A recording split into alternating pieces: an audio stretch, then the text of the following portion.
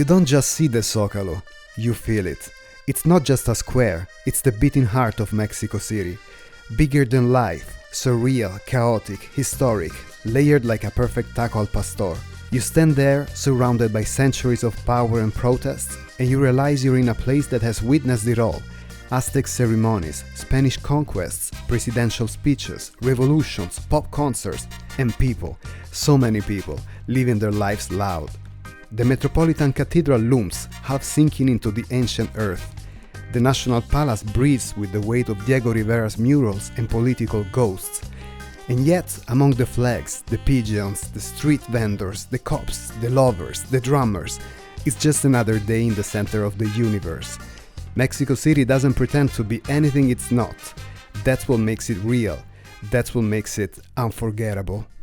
I've read about this amazing pasteleria or bakery. It's called Pastelería Ideal. It's one of the most famous, if not the most famous, of Mexico City. Do locals come here? Is it really famous as they say? Yes, it is as famous that if you go to the airport or to the station of buses to go to the interior of the country, you will find many people with their boxes or bags from the Pastelería Ideal, because the last thing they do before going home is to come to buy their food, their bread, their cookies. I love it. This is very famous bakery. It has been here for almost a century. It is housed in an old convent, a Franciscan convent, and there is a huge variety of bread. I can call it a living museum of bread. Wow. And you will enjoy it as soon as you get in touch, your visual contact with the Pastelería Ideal. The smell is intoxicating. We need to go inside and check it out. So it looks like you get your own tray and you can pick and choose whatever you want. I'm not sure what to get because everything looks insane, so I'm in a little bit of a analysis paralysis type of moment. ¿Cuál es el mejor, señor? ¿Qué me aconseja? ¿Qué la primera vez aquí? Ok, eso es pan con mantequilla. Ajá, con Ay, bueno, ok. ¿Y cómo se llama aquello blanco allá que la señora tiene? Sí, la concha es famosa. I couldn't decide, so I got some help. And definitely I got the concha, which is super popular. And now I'm gonna go pay. Pastelería Ideal is definitely a must-try. The pastries were delicate and not too sweet. We cannot recommend it enough if you are in the historic center.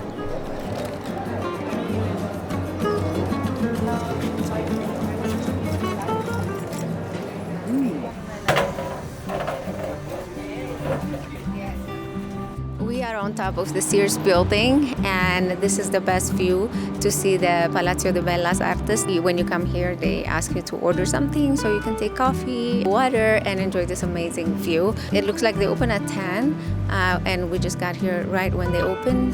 The view up here is amazing. With a cup of coffee, you see people going about their day, and it's lovely. So you have to snag this beautiful spot.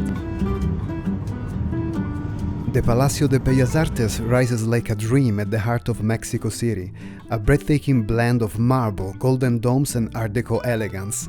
At once timeless and theatrical, it's more than a theater.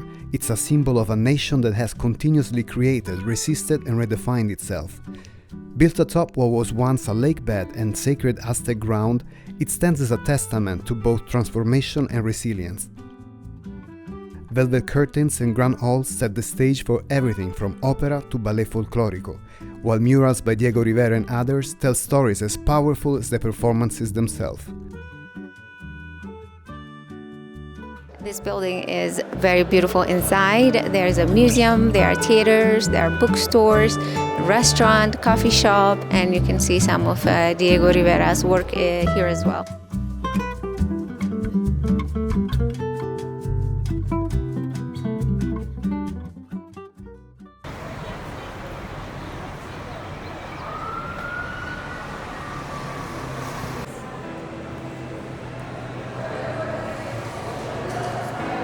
We are at the Palacio Postal, which is a gorgeous building, and it was done to commemorate the 100 year of Mexico's independence, and it's still a functional post office. When you get your ticket, they actually give you a little postcard that you can write and mail it from here, which is very cute. And the brass details that you see here was done in Florence. So you see a Florentine influence in the design. The entrance is small, like $2.50, I think, and so worth it if you love architecture. Such a beautiful place. You don't expect to walk into a post office and feel like you've entered a royal palace, but that's Mexico City. The Palacio Postal is ridiculous in the best possible way. Gold-trimmed everything, marble staircases, ironwork so ornate it looks like it was forged by wizards, not bureaucrats.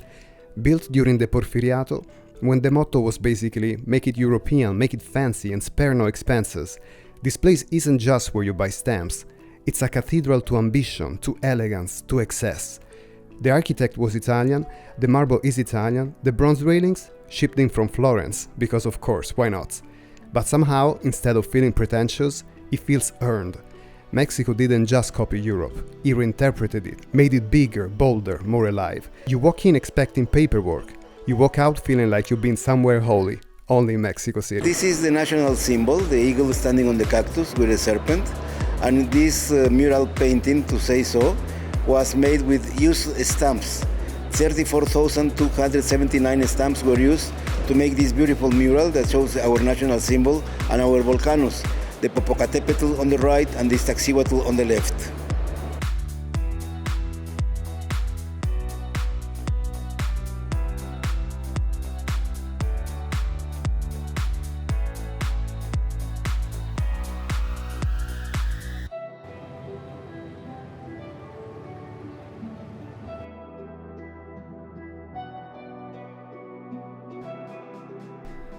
Close by at the Palacio de Minería, you'll find 4 meteorites that struck northern Mexico 15,000 years ago, on display since 1893, one weighing more than 14 tons. It's possible to see the meteorites displayed out in front without having to visit the museum, and it's definitely worth a quick stop. It's metallic compounds, holosiderite and octahedrite, and from there they get iron and many other metals. Wow. It's very cold to the touch.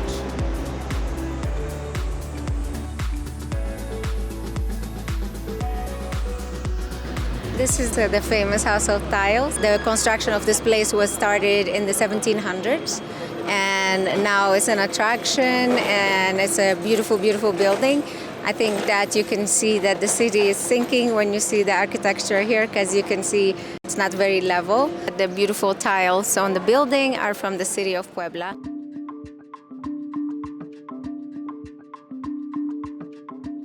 There's a kind of magic to the Casa de los Azulejos, and like everything in Mexico City, it doesn't scream for your attention, it just exists, unapologetically beautiful, stubbornly itself, while sinking a little bit every year.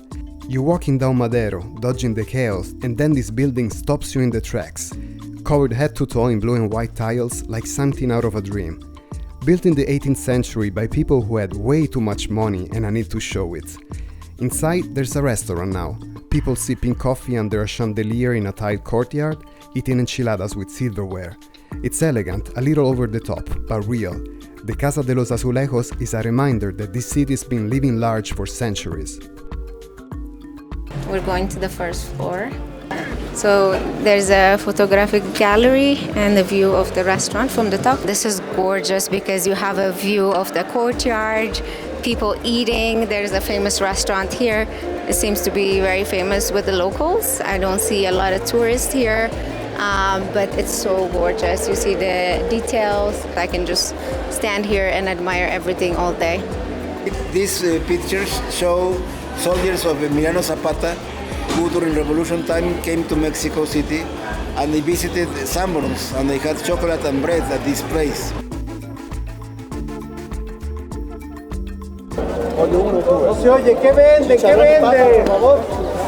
Outside the House of Tiles, we found the taco de canasta, or basket taco, a humble dish with deep roots. It was born in the countryside of Tlaxcala, where the vendors prepared tacos early in the morning, filled with stewed potatoes, beans or chicharrón, and layered them inside wicker baskets lined with cloth and plastic. A splash of hot oil or adobo sealed them in steam, keeping them warm for hours.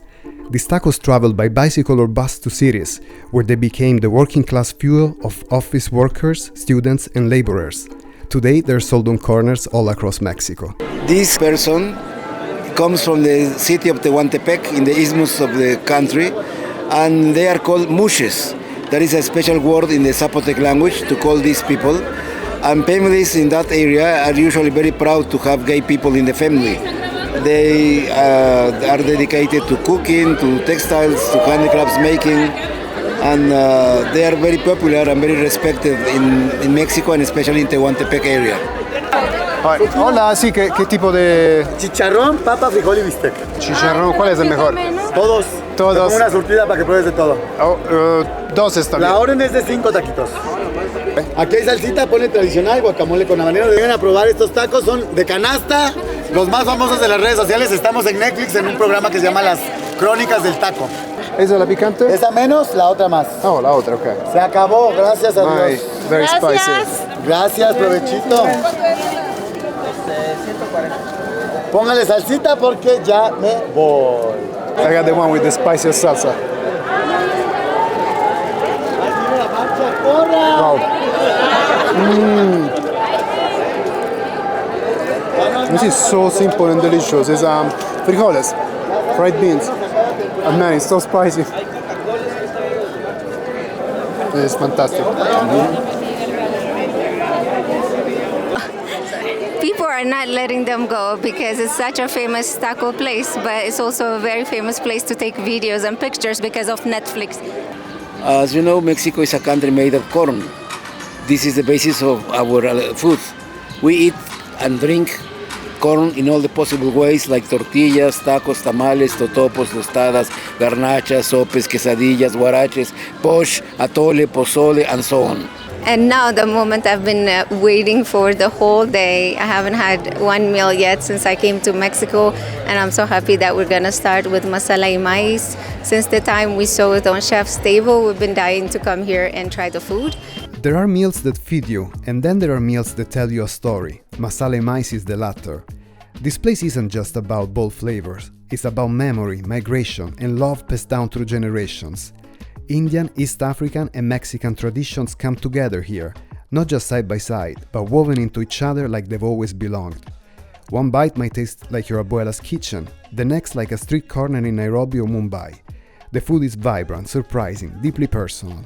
It's comfort and resistance on a plate. And the best part? You don't need to understand the whole history to feel it. You just need to show up hungry and open, because here every dish is an invitation. All the uniforms are designed by Carla Fernandez. She's a Mexican designer. The pink hand on the back of the uniform initially is for Black Lives Matter. It's pink for the feminist movement. I like that everything has a meaning and supports a cause, which is the kind of place that we like to support.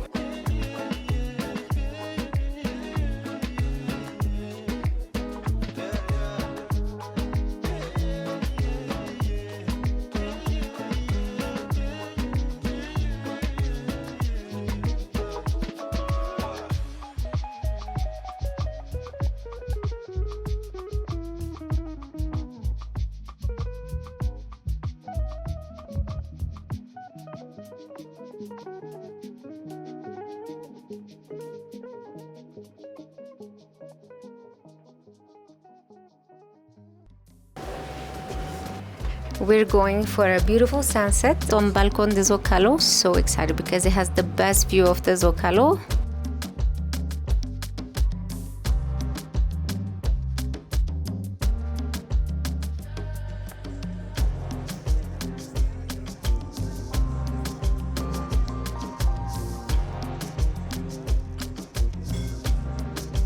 One of the best views of the Zócalo, the main square of Mexico City. Absolutely must come here and see. What an amazing end to the beautiful day.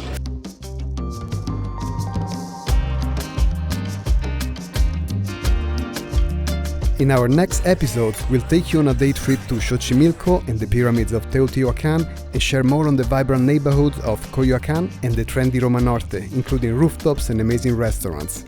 If you're not subscribed to our channel, please do so and turn on the notifications so you can be notified.